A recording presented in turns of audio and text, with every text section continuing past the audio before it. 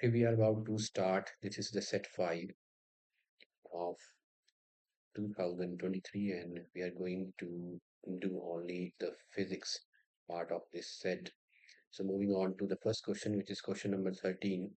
It's given that the expressions that relate Q, which is charge, I, current, and T time, and Q charge, V is the potential difference, W is the work done, respectively, are. So, out of these four options, one is the correct pair. So, let's check the first one. And we know that current is given by charge per unit time, charge flowing per unit time through a cross-sectional area. So this is correct. Now potential difference is the work done per unit charge. And if we have to express this in terms of work, so let's cross multiply this. So W is equal to V into Q. Now it's given that W is equal to V by Q. So this option is not the correct one. W should be V into Q, so this is not the correct one. Moving on to the second one, B. So the exact formula are these two. I is equal to Q by T and V is equal to W by Q. So if we cross multiply this one, which gives us Q is equal to current into time. So this option, this is the correct expression. Now for this one, if we cross multiply this, work comes out to V potential difference into charge. So this is also correct. So this is the correct pair. And our correct option is option B. We need not have to check C and D. Let's move on to the next one. Okay, for our next question, that is question number 14. It's given that a constant current flows in a horizontal wire in the plane of the paper from east to west. So this is the direction of the current from east to west. Now we have to find the direction of the magnetic field. Okay, now the direction of the magnetic field will be from north to south. So north to south will be the direction of the magnetic field at a point that is above the wire or below the wire. Okay, we know that if it's a straight current carrying conductor and the current is flowing in this direction, so let's use the right hand thumb rule, which says that if your thumb points in the direction of the current, then the direction in which the finger curls is the direction of the magnetic field. And we know that around a straight current carrying conductor, so the magnetic field are in the form of the concentric circles. So these are the concentric circles. So I am drawing it in the plane of the paper. And now if I use the right hand thumb rule, so my fingers are curling downwards, that is into the plane of the paper. So that means if I take a point above the wire, so this is the direction of the magnetic field that is into the plane of paper. So the direction of the magnetic field is into the plane of paper. Now for a point that is above the wire, the direction of the magnetic field is in this direction, that is from south to north. And for a point that is below the wire, the direction of the magnetic field is from north to south. So it's asked the direction of the magnetic field will be north to south at a point that is below. So directly below the wire. So B is the correct option for this one. Let's move on to the next question. Okay, for question number 15, it's given that an electric catalytic consumes 1 kilowatt of electric power. So the power given here is 1 kilowatt, that is equal to 1000 watt.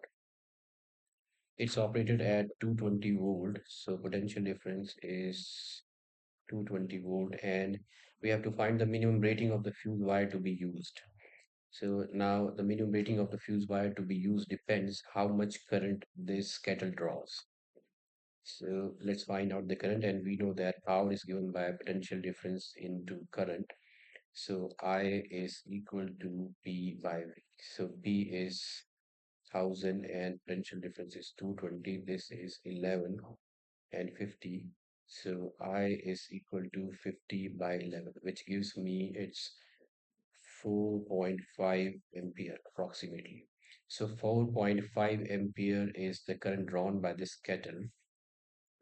That means our fuse should be of rating greater than this, which should be the option 5 ampere. So 5 ampere should be the rating of the fuse, because if it's greater than the 5 ampere, then it may melt the fuse wire.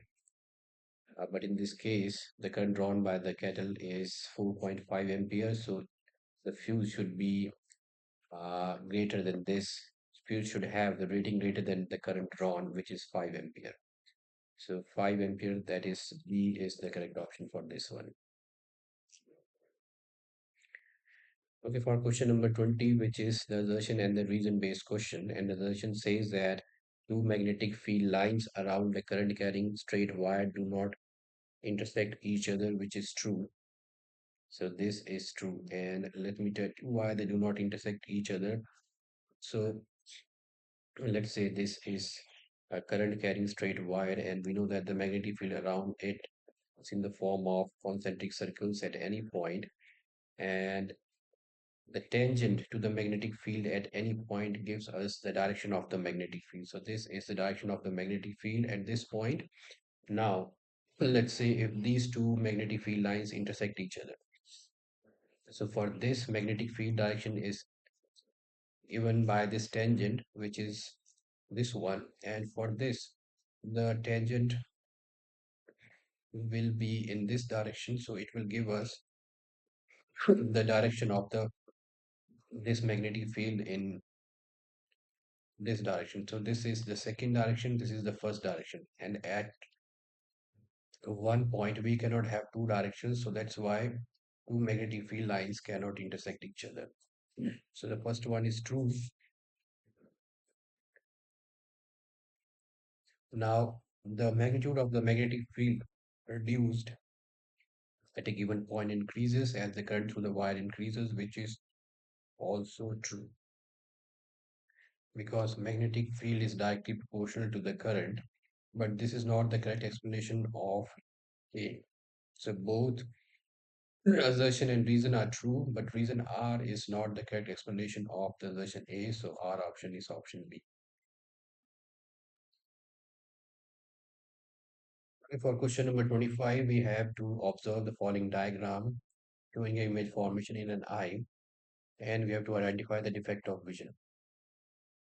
So in this case, the image is formed behind the retina. So the image is formed behind the retina, and here the object, the rays are coming from here. So that means the object is placed here, and this is the near point, which is 25 centimeters. So that means that for the near point, the image is formed behind the retina.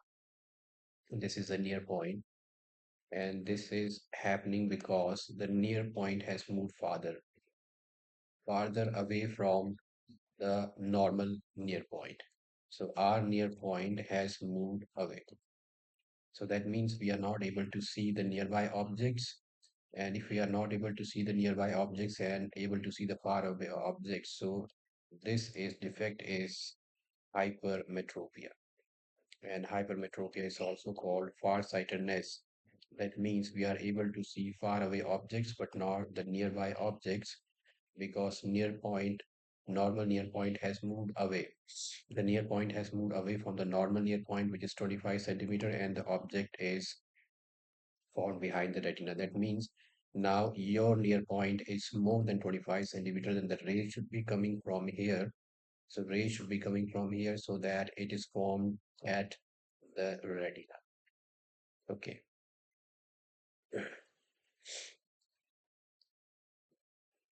So this is the defect of vision, which is hypermetropia or farsightedness. And okay, now we have to list two causes.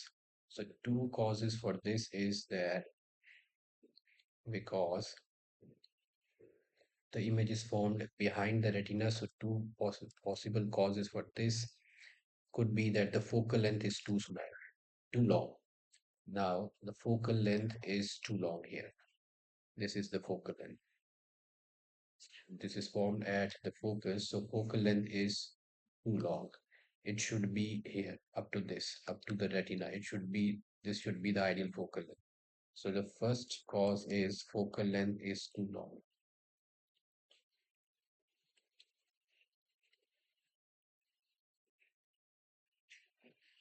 And the second possible cause could be that size of eyeball is small. Either this eyeball has shrinked, so this could be an ideal size of the eyeball.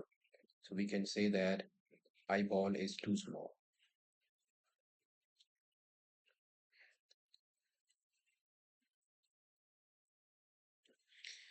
Okay, so these are the two causes, and we have to suggest a corrective lens to overcome this defect.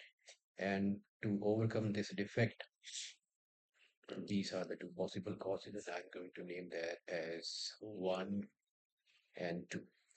And because in this case, we have to uh, bring these rays of light at this, and this is done by using a converging lens, which is a convex lens. So corrective lens is the convex lens or the converging lens. So converging lens or the convex lens is the converging lens because this lens converges the rays, that is, bring these rays to on the retina. So how it's corrected, if let's say this is the eyeball, this is the cornea, and this is the lens. So our normal point has moved away. So now this is a normal point, and from this normal point, what it will do if we place a convex lens here, so the normal north point that was 25 centimeter, from here the rays will be converged. So this will be converged by this lens, by the convex lens, and will be focused on the retina, which initially were going behind the retina. So this is how it converges the rays of light and brings them to be focused once again on the retina. So this is how it's done. So the near point which has moved farther away from the normal near point. Now this is the normal near point, and it's which is 25 centimeters, is converging the rays of light and bringing them back on the retina. So convex lens or converging lens is the corrective lens.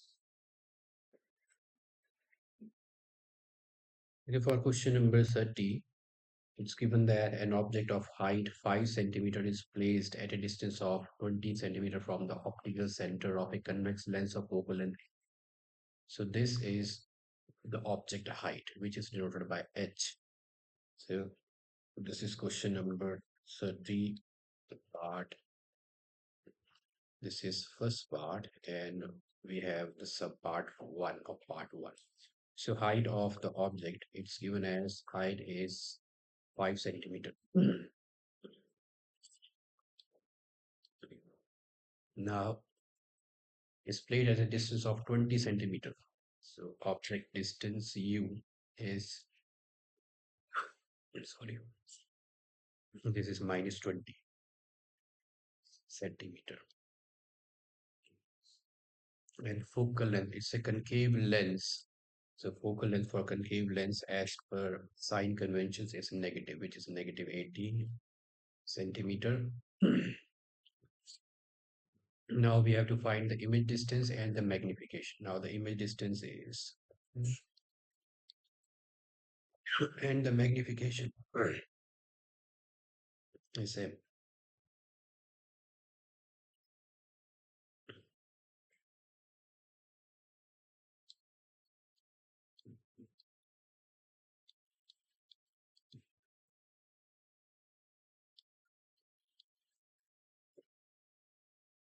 So using lens formula, which is 1 upon V,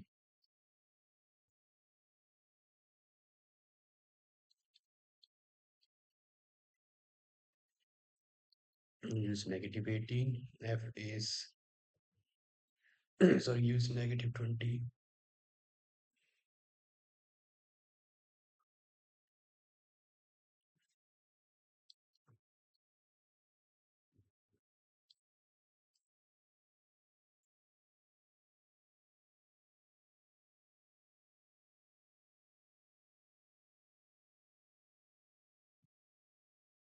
Okay. So now the LCM of 18 and 20 is 360, which gives me it's negative 20 minus 18, which is equal to negative 28 by 360. That means V is equal to negative 360 by 28, and this is now 14, 187, and 90, which is equal to minus 90 by 7. So V is equal to, this is now,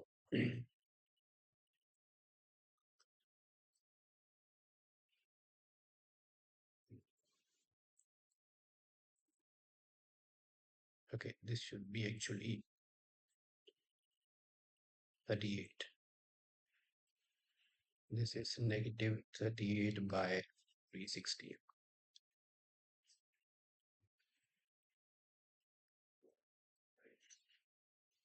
So V is equal to negative 360 by 38. This is 19.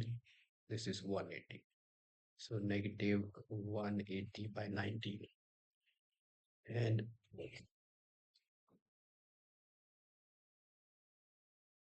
so this is equal to negative 9.47 centimeter.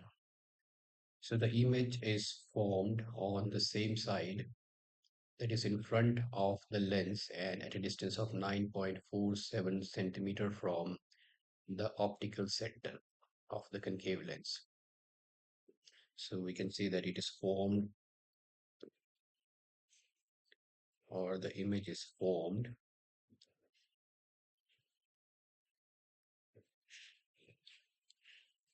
at a distance of 9.47 centimeter from the lens.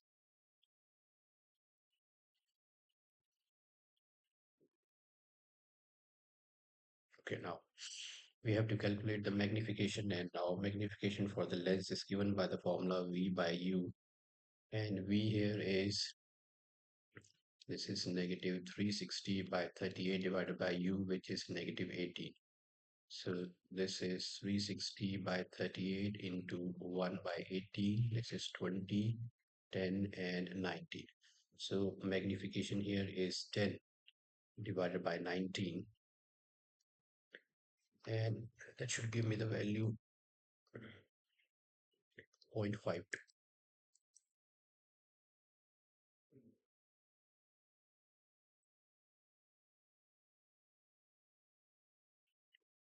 So V is 360 by 38 divided by 18. U is 18. And this is, so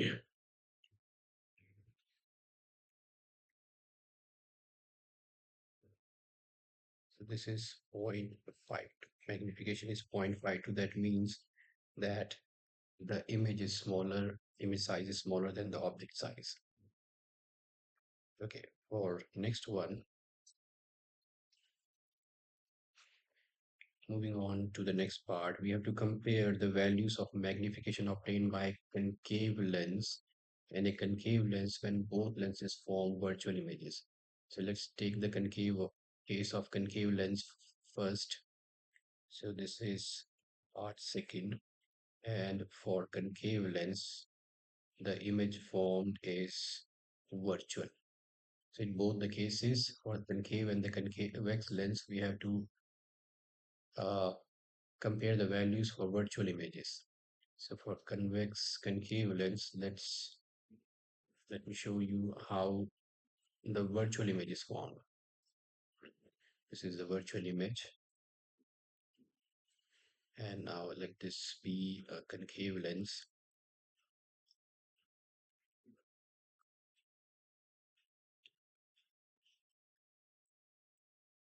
ऐसे ही मत बैठे रहना, सुनना है मैंने। ठीक है, इस बात का ध्यान रखना है कि मेरे सामने बैठे हो।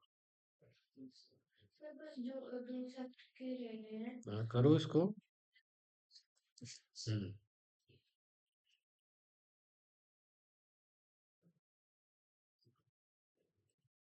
Okay, so here we have For concave lens, we have to form the virtual image. So in concave lens, we have only two cases where the object is either at infinity, light rays are either coming for infinity, or the object is placed between the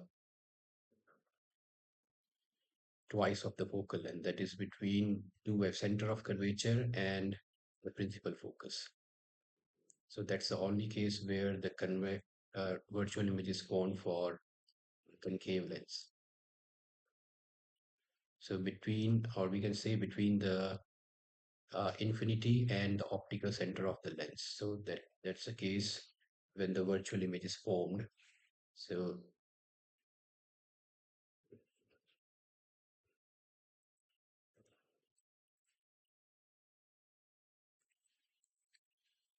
let's say this is the optical center. This is the first principal focus, second principal focus, and let object be placed here.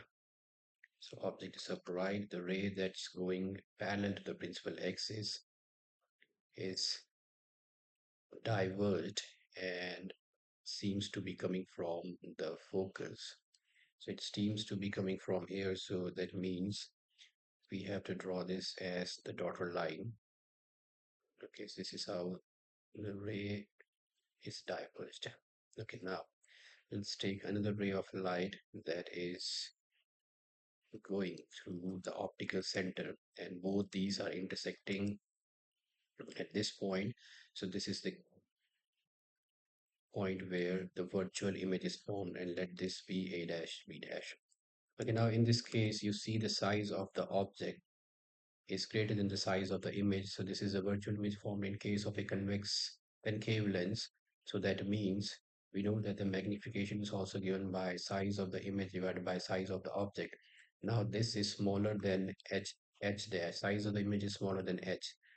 Okay, let's say it's 2 by 3. So obviously the answer would be less than 1. So here the magnification will be less than 1. Okay, now let's check the case for the convex lens.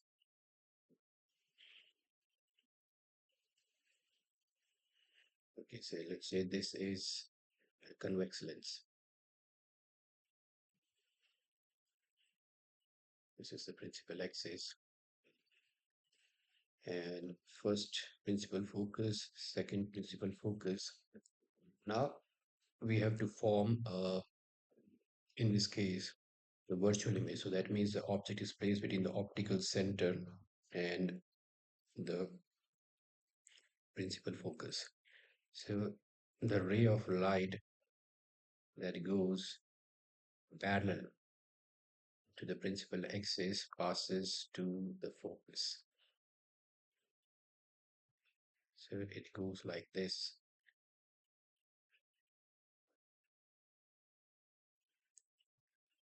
And we will produce it in the backward direction because, and this is a dotted line because we are assuming this light is going here.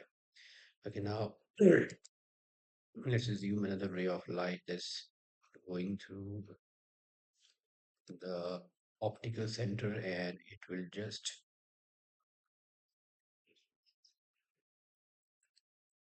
go like this.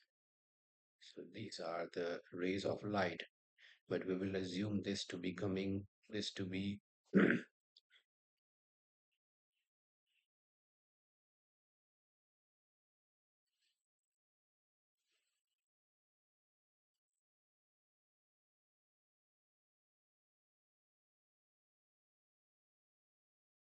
and we have assumed that these rays of light, when produced in the backward direction, they intersect at this point. So this is where a virtual and magnified image is formed. This is E dash B dash. Now, in this case, this is the height of the image, this is the height of the object. And magnification for the lens is given by h dash by h. Here, h dash is greater than h height of the image or the size of the image. Let's say it's 5 and it's smaller, let's say it's 2. So obviously this will be greater than 1. So this value will be greater than 1. That means the magnification is greater than 1. So for this, our answer should be in terms of magnification. If you have to write in terms of magnification, then we will write that uh, for convex lens, magnification is greater than 1. So you need not have to draw these diagrams. I just draw it to explain you how the magnification is greater than 1. For magnification, in case of a virtual image is formed, magnification is greater than 1. And for concave lens, or magnification is less than 1. So this is what you have to write as an answer. Okay, let's move on to the next part, and that is the or part. It says a convex lens forms a real, inverted and magnified image as well as virtual erect and magnified image. So for the virtual magnified and image, so for virtual magnified and erect image, we have the ray diagram. Let's draw it for the real inverted and magnified image in case of a convex lens. And if the focal length is 10 centimeters, so this is, let's say, the first case, this one.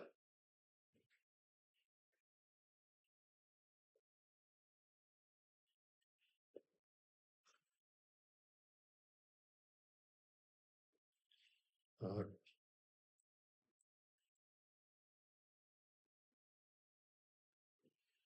going to raise this. So we are doing the or part.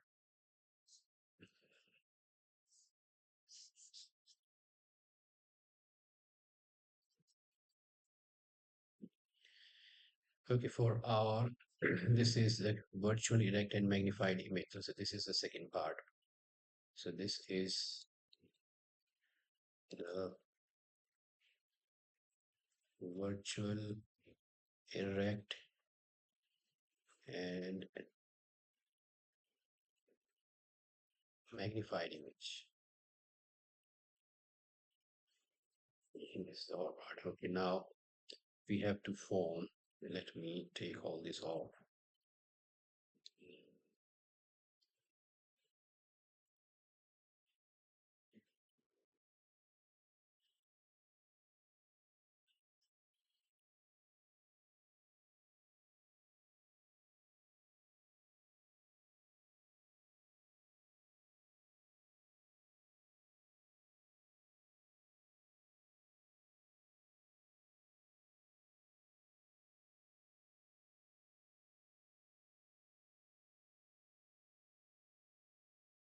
Okay. So now we have to form a real inverted and magnified image. So let's see what is the case for real inverted and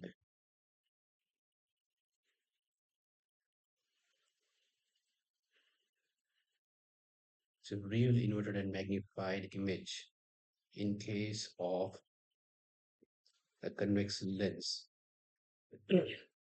is formed when object is uh, distance greater than the focal length. So we have to form a real magnified and inverted image. So the real magnified and inverted image will be formed when object is placed between the focal length between f1 and 2f1. So that's the case between f1 and 2f1, or we can say that when the object is placed between the focal length and twice the focal length. So let's draw that ray diagram. So it's between f and 2f1.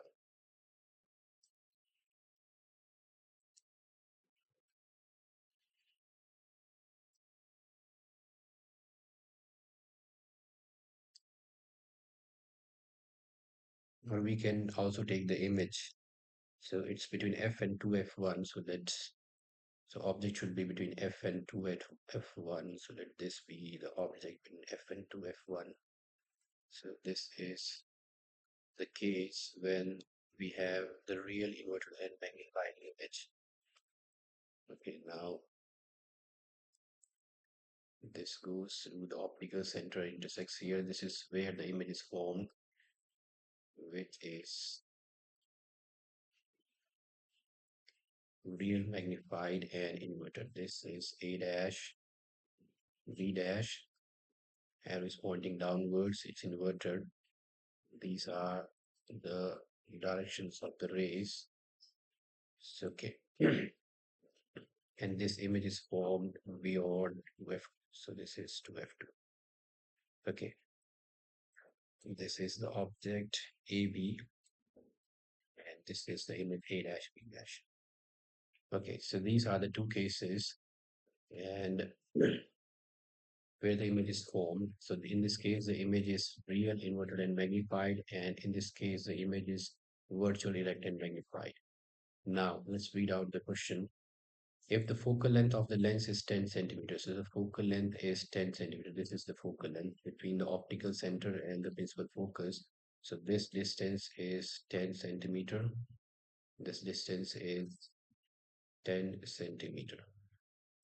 Okay.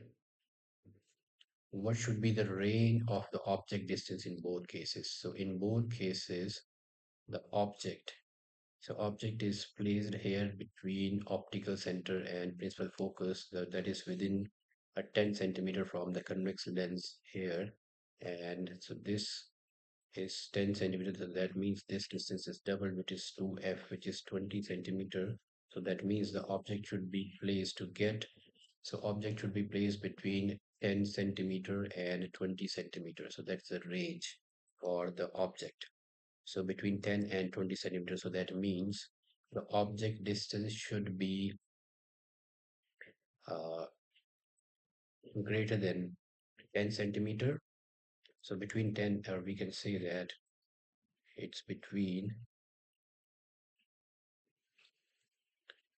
10 and 20 centimeter. That is, U object distance is greater than 10 centimeter but less than 20. So this is 10 centimeter and less than 20 centimeter. That is the range of the object distance. So this is the range of object distance in both the cases, and we have drawn the diagrams to justify the answer. So in the first case, it's between 0 and 10, and the second case, the in this case, object is between 0 and 10, and in this case, the object, so this is 0 and 10, and in this case, the object is between 0 and 20. So between 10 and 20 is the answer. This is the range of object distance, which is denoted by U. And these are the ray diagrams, this one and this one.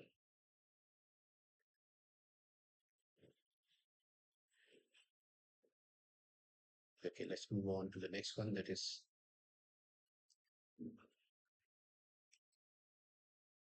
next question. That is question number 31. Okay, for next question, that is question number 31. We have to state one important function of the following parts of the human eye. The first one is retina, and retina is a light sensitive screen. So we can say that it is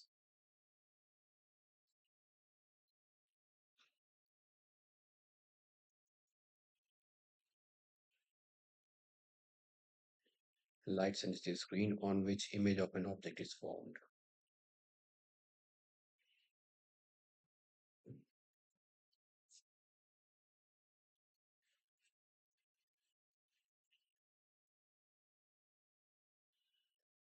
And if it's an eyeball, let's say if this is an eyeball,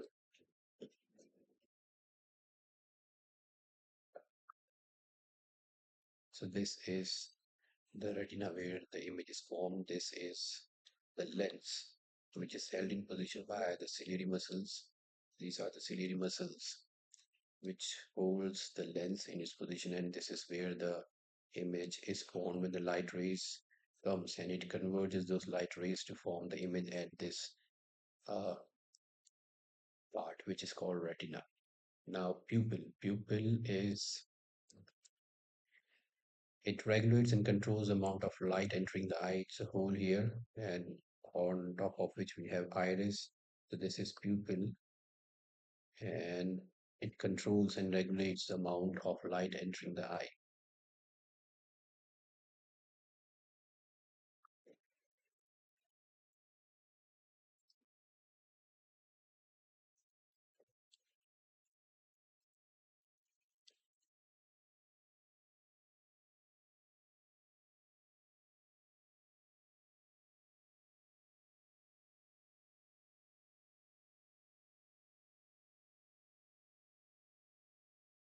Okay. For part B, we have to state the role of ciliary muscles in focusing objects at various distances from the eye. So, the role of ciliary muscles is that they relax and contract and changes the curvature of the lens, which in turn changes the focal length of the eye and hence helps the lens to focus on the nearby and the distant objects. So that's the role of the ciliary muscles. So we can say that when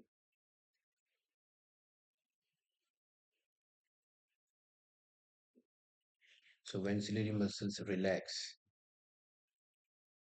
means they contract, they change the curvature of eye lens,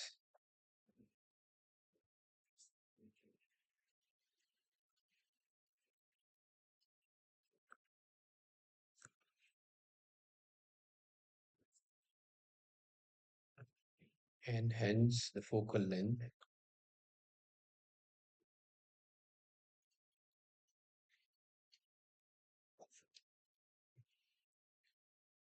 to focus on objects at varying distances.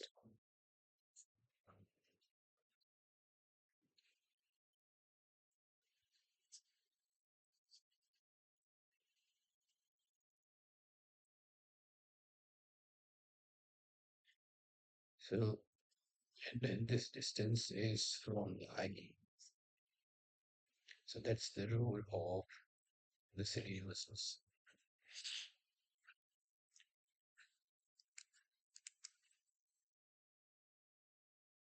For the next question, that is question number 32. A straight cylindrical conductor is suspended with its axis perpendicular to the magnetic field of a horseshoe magnet, and the conductor gets displaced towards left when a current is passed through it. What will happen to the displacement to the conductor if the current through it is increased? So it's given that a cylindrical conductor, let's say this is a cylindrical conductor, and it's suspended. So let's say it's suspended by a stand.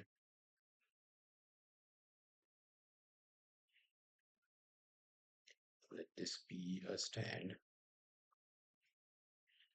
Okay, and is suspended with its axis perpendicular to the magnetic field. So of a horseshoe magnet, and there is a horseshoe magnet. Let this be the horseshoe magnet, which has its north and south pole, and the conductor gets displaced towards left when a current is passed through it. So let's say this is the wire that is wrapped and then connected to a battery. Let's say this is the positive end of the battery, this is the negative end, and then its other end is,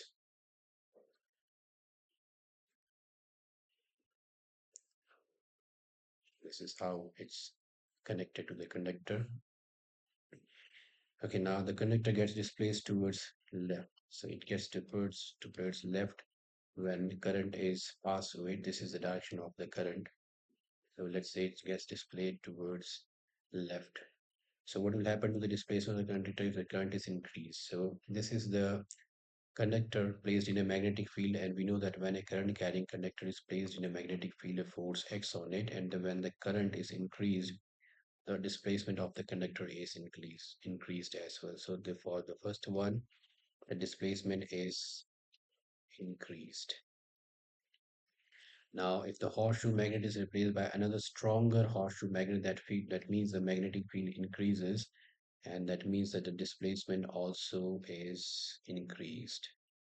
Displacement of the conductor is increased. Now, direction of the current through is reversed. If the direction of the current is reversed by changing the polarity, that means the direction of displacement of the current is direction of displacement of the conductor is also reversed. So this means that the direction of current through it is reversed means direction of displacement is now changed. So direction of displacement is also reversed. That means if it was moving towards left initially, it will move towards right now. The direction of displacement is also reversed. Okay, next one, name and state the rule for determining the direction of force on a current carrying conductor placed in a magnetic field, and the name of the rule is Fleming's left-hand rule. So this is Fleming's left-hand rule, and this rule states that if we stretch forefinger,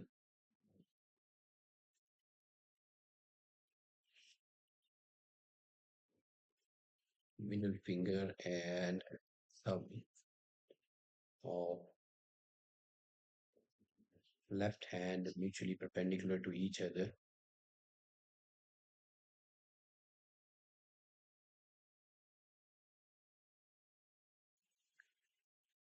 and if forefinger gives the direction of magnetic field such that the forefinger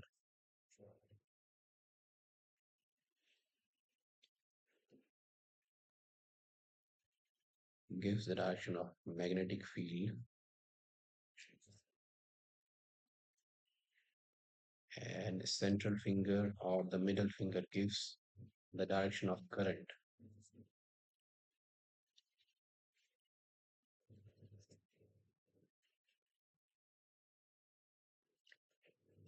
then the direction in which the thumb points gives the direction of the force.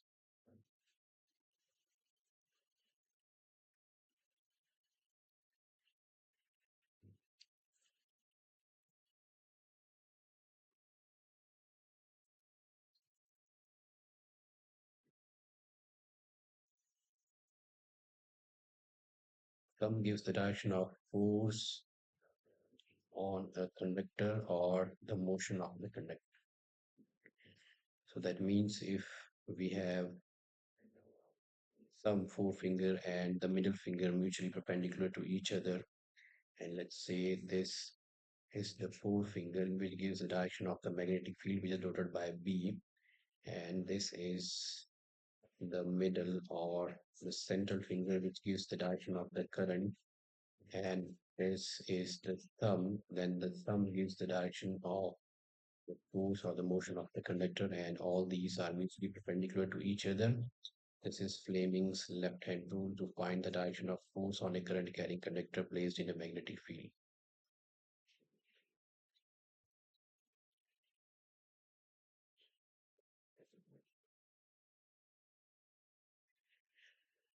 Okay, now, okay, for the next one is given that we have to draw the pattern of the magnetic field produced around a vertical current carrying straight conductor passing through a horizontal cardboard, and we have to mark the direction of current and magnetic field lines, name the state rule which is used to determine the direction of magnetic field associated with the current carrying conductor. Okay, so this is part B, and let's say this is the cardboard, and through this cardboard we have passed a straight current carrying conductor like this, be a straight current carrying conductor that is passing through the cardboard. Now, the straight current carrying conductor is connected to the battery.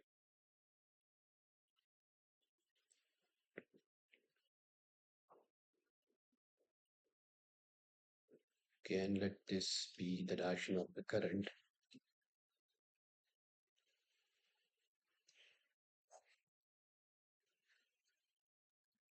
This is the conductor XY. and this is connected to a battery. Let there be an ammeter connected here. Let this be a proper circuit. So, and here, let this be a variable resistance, which is rheostat. Let this be variable resistance to change the resistance and hence the current. And let this be connected to a battery.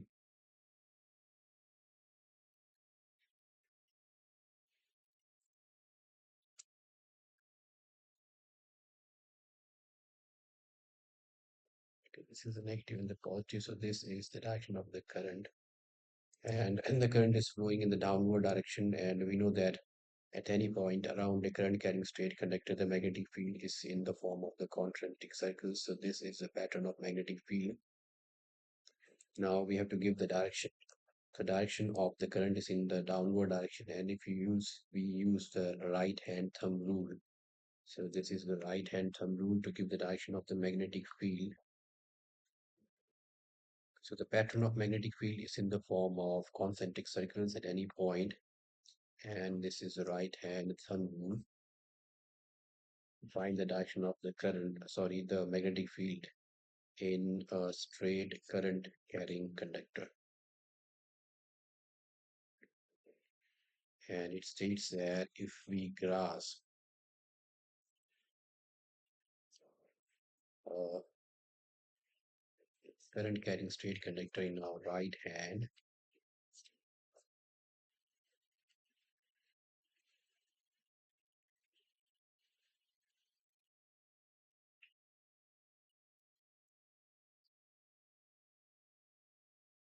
such that thumb points in the direction of the current,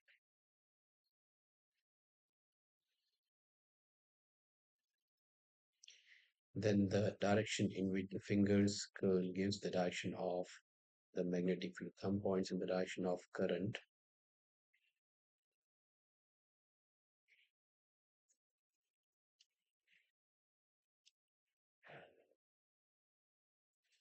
Then the direction in which your fingers curl gives the direction of the magnetic field.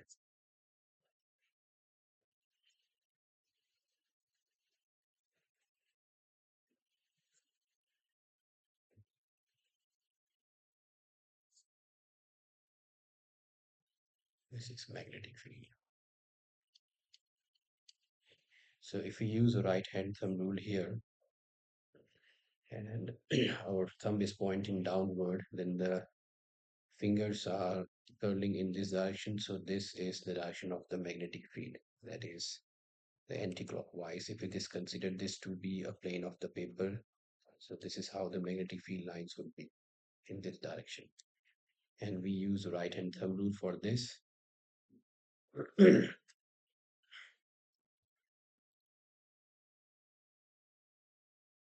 Okay, for question number 36, we have to state Ohm's law. So yeah, the first part is the Ohm's law. So Ohm's law, it states that the potential difference across the ends of a given metallic wire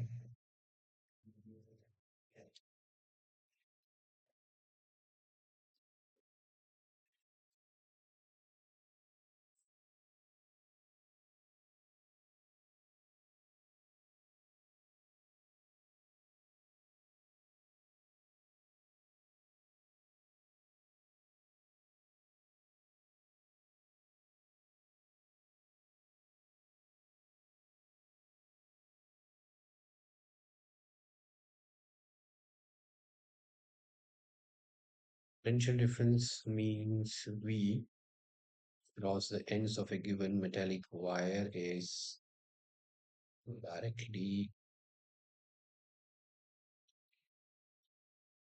proportional to the current, that is I, provided the temperature remains constant or the physical conditions remain unchanged or the temperature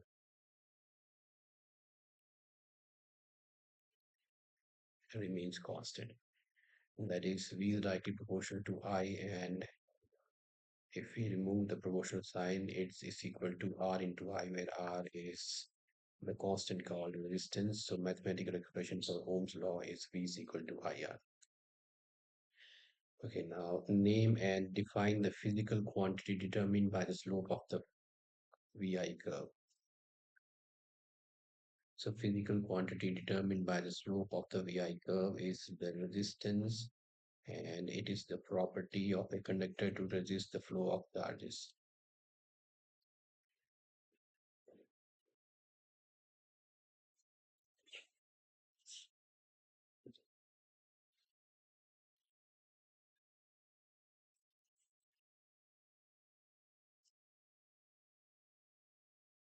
It is the property of a conductor to resist the flow of charges, which is a resistance. And we have to use this graph to find the value of the physical quantity in SI units. And we know that the slope of VI graph gives us the resistance. So that means, and how to find the slope? Slope is just divide any value of V and I, the corresponding values of V and I. So let me just pick up any corresponding value of V and I for point 0.4, the corresponding value for the current point 0.4 corresponding value, or the corresponding value for the potential difference V is this current. For 3, it's point 0.4.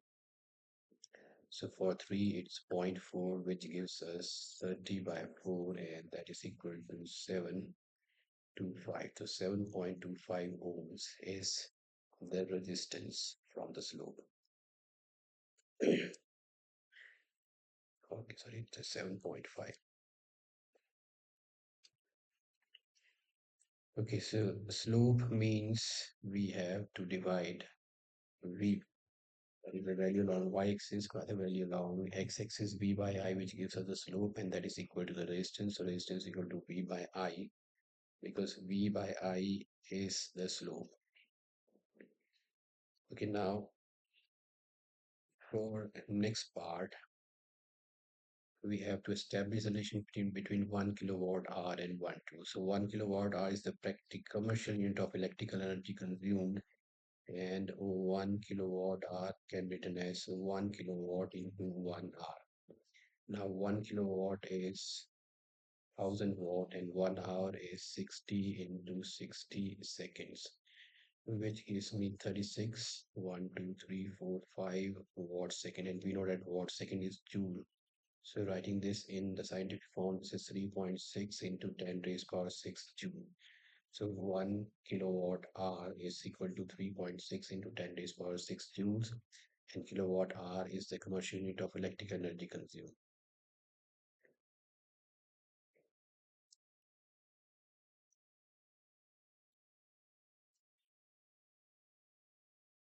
Okay, for question number 39, it's given that for optical instruments, they consist of a number of lenses, and they are combined to increase the magnification and sharpness of the image.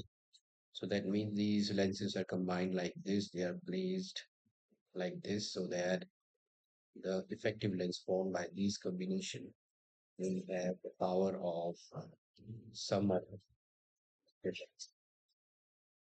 So they are placed in contact, and their power is given by the algebraic sum. That is, if we add the sum of the individual sum of, if we add the powers of the individual lenses, it will give us the sum of that, the effective lens formed. And these are widely used to design lens system of cameras, microscopes, and telescopes. Now, this lens system can have, so this is a lens system, it can have a combination of convex as well as concave lenses. So if convex lens of power 4D and concave lens of power minus 2D are combined, what should be the nature of the combination of the lens? So that means our first power is 4D, and the second lens has power 2D, and we know that power is added, so this is P1 plus P2 power of the lens first. So this is 4D plus minus 2D, which gives 2D. So this has plus as the symbol for the power. So that means it is a convex lens, it is a convergent lens. So the combination is a convergent lens, because plus power is for the convex lens, convergent lens. Now, next is to calculate the focal length of a lens of power negative 2.5. So power is negative 2, the power of the lens in meters. So this is negative 2.5 D. 1 upon 2.5 to negative 100 by 25, which is equal to negative 4. Okay, so this is negative 10 by 25. This is 5 2. This is negative 0.4 meter. And if we have to write this in centimeters, so I can write it as this is 40 centimeter, negative 40 centimeter is the focal length. Okay, now moving on to the next part.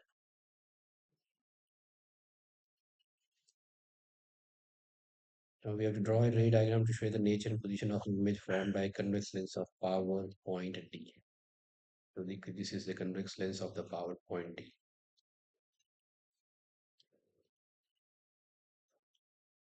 Let's find its focal length first.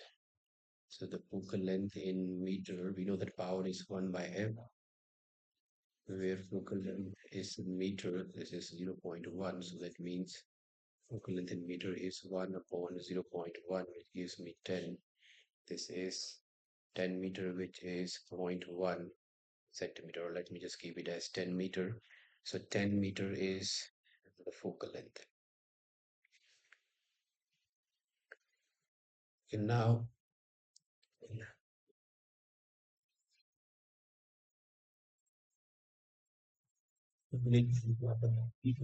form a convex lens of power point D, and when an object is placed at a distance of 20 centimeter from its optical center, so that means it's a convex lens, and object is placed at 20 centimeter, so the focal length is 10 meter. And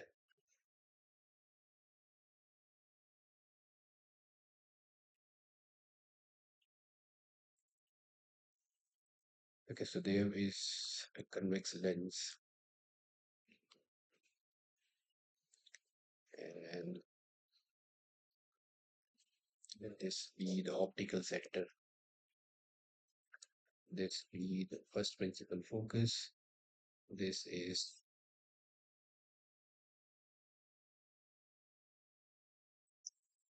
now the object is placed between,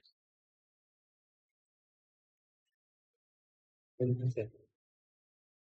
is placed at distance of 20 centimeters. So that means the focal length is 10 meters between optical center and the focal length. So this is where the object is placed.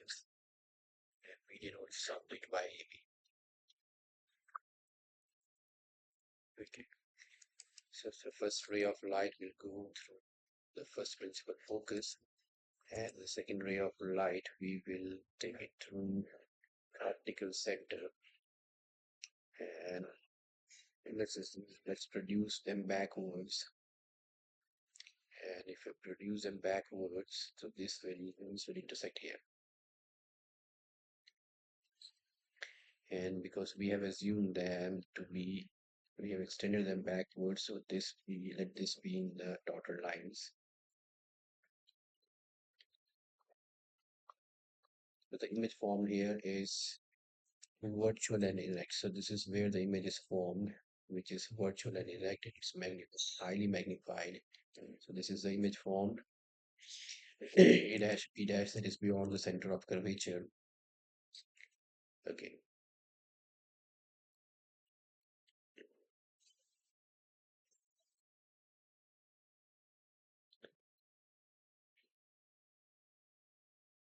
Okay, so this is the ray diagram. We have drawn the ray diagram to show the nature and position of image formed. So nature of image is virtual and erect, and position is beyond center of curvature. and highly magnified. So it was also only the nature and position of the image formed, or how is a virtual image formed by a convex lens different from that formed by a concave lens. So in a convex lens, when the virtual image is formed,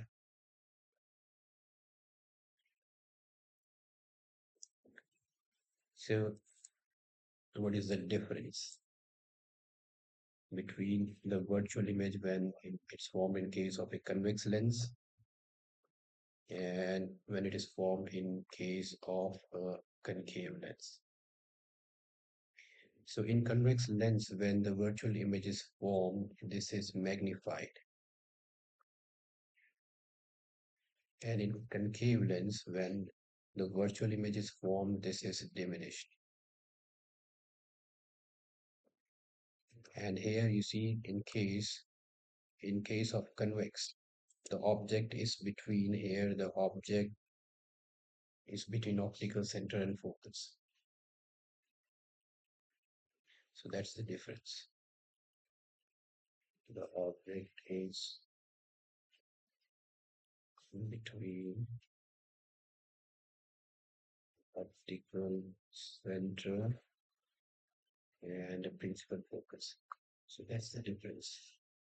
This is the convex lens and this is the concave lens. And in this case, object is magnified, this is diminished. This is object is between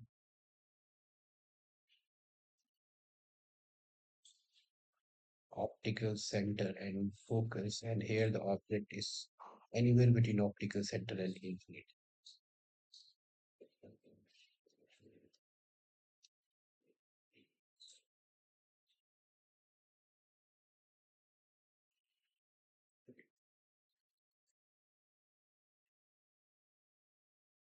Okay, so this is the difference for the virtual image.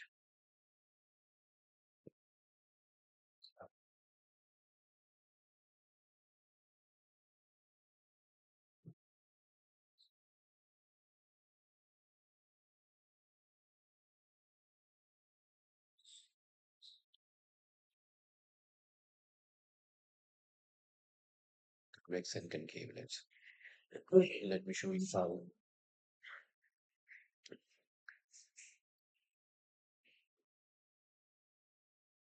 Okay, this is the convex lens. Here the object is placed between optical center and principal focus, and this is the magnified image form in case of a convex lens.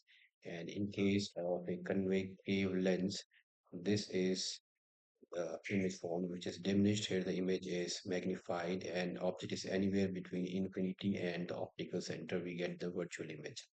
So it's smaller diminished and it's enlarged, and object is placed between O and F. Here the object is placed anywhere between infinity and optical center. So that's the noticeable difference.